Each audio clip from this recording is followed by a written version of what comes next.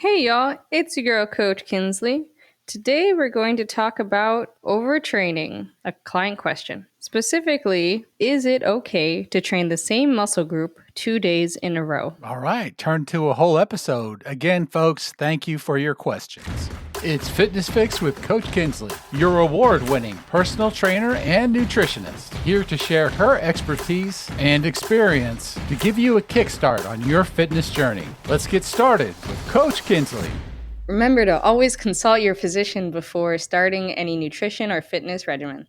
So, Coach Kinsley, it sounds like we got another message from the mailbag. Is it okay to train the same muscle group 2 days in a row or multiple days in a row? The short answer is yes. Yes, you can. Really? Well, that's very interesting. I would like to hear how that's done. You can train the same muscle group 2 days in a row if you're training them at different intensities. And that's really the key here. So, a heavy day and a light day, or are you talking about different compound versus accessory, or just tell me a little more? That's what it sounds like. I could go light one day and heavy the next. Yeah, that's a great way to think of it. Now, it's not ideal to work until failure one day and then train to next, but going heavier one day and then the next day going lighter. So you're at different intensities. Or you can do like a heavy lift one day and then the next day do more fast twitch, agility, or plyometric moves, for example. So, how would that look if, say, I'm training chest one day? If you're training chest 2 days in a row, one day can look like heavy weight, lots of dumbbell movements like chest press, chest fly, and working with rep ranges of 8 to 12. And then the next day could be more of a calisthenic day where you're doing like push ups and more body weight exercises like plank shoulder taps and working for time rather than reps, doing like a minute of an exercise. Okay, coach, does that count as the new word I learned from our episode last week? Plyometric? Not exactly. Do you mean just training for time? No, what you explained about the fast twitch method, in that I'm doing push ups and I'm doing fast twitch stuff, which to me is more body weight focused as opposed to resistance. Well, I know it's resistance in the same thought, but as opposed to using weights. Am I thinking about that right? Not exactly. The weight of your body is significant, especially the taller you are. Like don't give push-ups a bad rap here. Like they are difficult if you're doing them right. And the traditional push-up is slow, so it would not be considered plyometric. Ah, coach, there was an easy joke there for me, but I'll pass it. Oh, wait, I can't. I can't. Yeah, there was a time when my body weight was very significant. It's gone down since then. You earned it. And I'm sure you notice push-ups are a lot easier now than they were before. I still can't do a whole bunch of them, but I'm able to do them with different variations. And I think that change up for me is a good way to kind of keep training them without doing the same reps. Because I know if I were to try and knock out 40, that's not going to happen. I don't want to set myself up for failure, but I know that if I try variations of them, then I know I can achieve those. So maybe a little bit of that is bless you. Thank you. Yeah, variation is really what you need to make sure you're not overtraining. And that's the only thing that really made this a whole episode rather than a quick fit flash, is because I want to talk about the risk of overtraining when you're training the same muscle group 2 days in a row.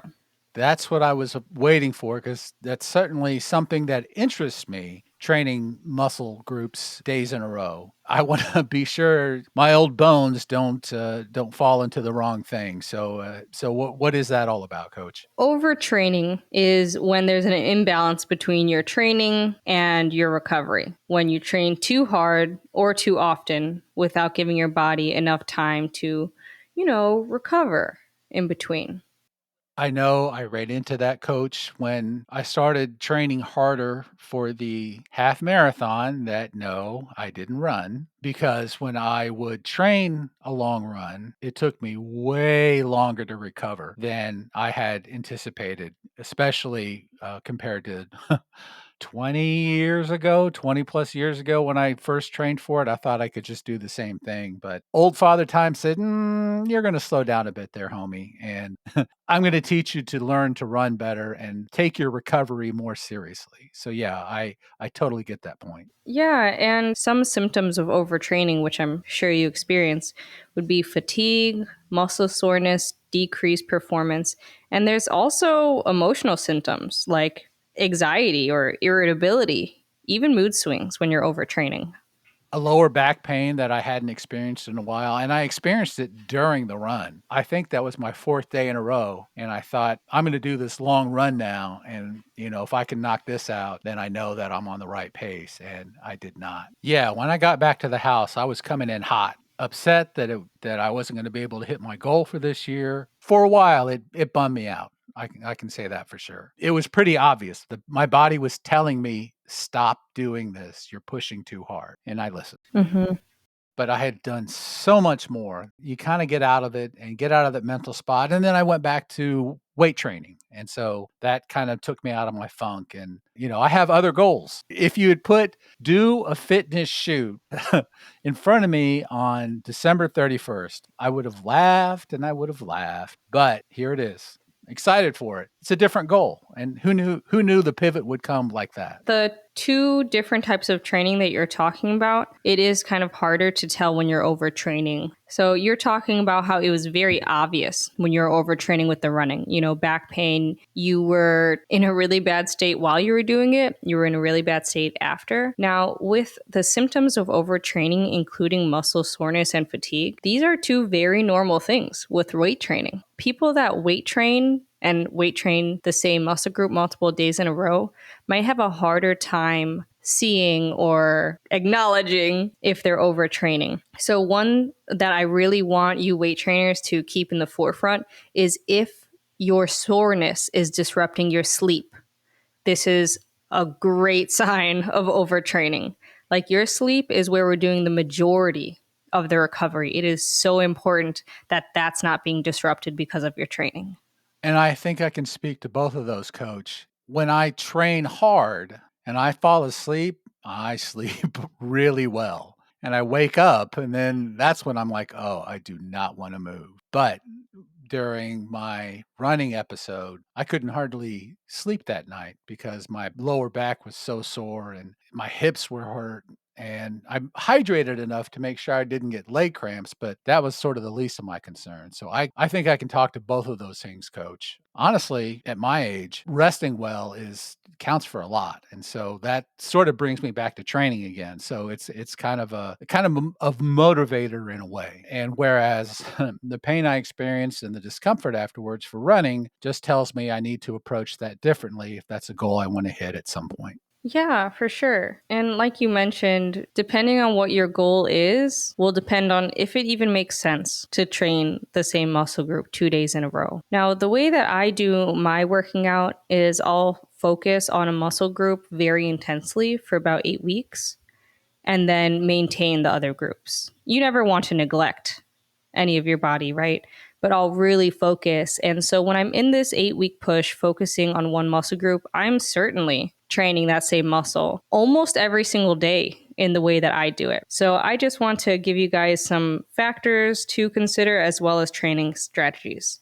Your goal, that's going to be a big factor. So I'm specifically focusing on this muscle group for a short amount of time. So my goal is to increase size in this short amount of time. If your goal is just for quality of life, it doesn't make sense. Work out that same muscle group every single day or 2 days in a row.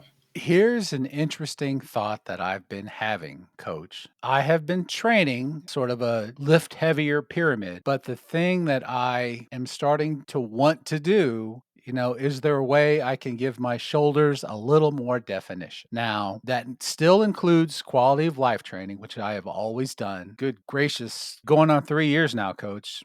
We've been doing this a while for me, and I guarantee this is the longest I've ever trained anything for any amount of time. So I think I'm at a point where I'd like to pivot and maybe focus on getting a rounder shoulder or something along those lines. Just to see if I can do it. This lift heavy phase is kind of the same thing. I've never trained like that before. And what happened, people listening out there, is that I had built the habits, I had trained the habits, and the habits are now taking me places, new places to explore. A personal trainer's done that, my own motivation's done that. Consistency's done that. It's really fun. Also important that I've built the habits that now I get to sort of ride those habits to different goals. And just talking with Coach Kinsley, learning about now training or the same muscle group a couple of weeks ago. Maybe I could get those round shoulders in 8 weeks or whatever the time frame is, because that's where I'm at in my fitness journey, as we say. It's good to know. It's good advice. Let me give you my training strategy. You can decide if it's something that you'd want to try out. Now, shoulders, it's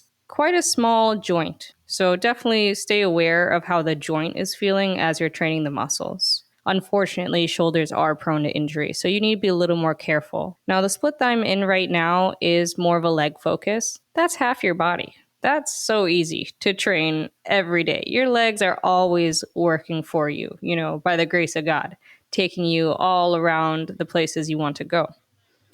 So, how I do my split or my training throughout the week is that I'll start my week Sunday with a super heavy lift. And I'm talking like 2.5 hours, like just completely burnt out. I'm just toast at the end of this workout. And then the next day, I'll do more of isometrics. So it's like holding poses, holding positions. And yes, they'll be weighted. Some of them will be more balanced, more body weight, but it's a way to activate the muscle without testing my joints, right? Because I'm just holding. So that's a really good way to activate it and turn that muscle back on. So it's going to give it a chance to actually recover faster because it's so low intensity what I'm doing the next day. But I'm in this 8-week push. So instead of just stopping at 2 days, the next day, I'll usually work more like plyometrics. So that's going to be like single leg jumps. That's going to be like box jumps. Just a lot of explosive movements. So like thrusters, those type of movements. And that workout is still going to be shorter than that main one that was super heavy. That workout's maybe going to be an hour and then perhaps a rest day. Or if I'm feeling really good, boom, next heavy day. That would be certainly a challenge, I think, especially when doing upper body. So if I want those, so coach, is what you're telling me that if I want rounded shoulders or more muscular shoulders, I'm going to have to work for them? Of course. Yes, you have to work for everything that is worth anything in this world. Work for them and work hard, it sounds like. And eat right. And eat right, and rest, and recover. All of the things that we've been talking about almost for a whole year now. Yeah. I mean, it's only 3 things. Work out, eat, rest. The formula is not complicated. It's fun to switch it up and see what your body can do, like you said. It's fun to see what can I do with this muscle group in this short amount of time. And then also to have the information to watch out for overtraining to the point where you're going to injure yourself. And as you've said many times, Coach Kinsley, an injury will take you out of the gym longer than anything else. Yes, it is not worth it. Boy, that was an action-packed episode, Coach. I think I've got my information for the week, and I think I'm ready for some highlights. Okay, producer Mike, here are the highlights. It is okay to train the same muscle group 2 days in a row. Now, before you do, consider your goals, your fitness level, and as you do, listen to your body and prioritize recovery. Once again, thank you, Coach Kinsley, for sharing your expertise and experience with us. I look forward to hearing what you got for us next week on Fitness Fix with Coach Kinsley. Thank you so much for joining us today on Fitness Fix with Coach Kinsley. The fun doesn't need to stop here. Email me at coach@coachkinsley.com. You can check out my webpage, coachkinsley.com, and also find me on Instagram at, you guessed it, Coach Kinsley. Your girl. See you next week. Fitness Fix with Coach Kinsley is a production of Greyhawk Enterprise, LLC.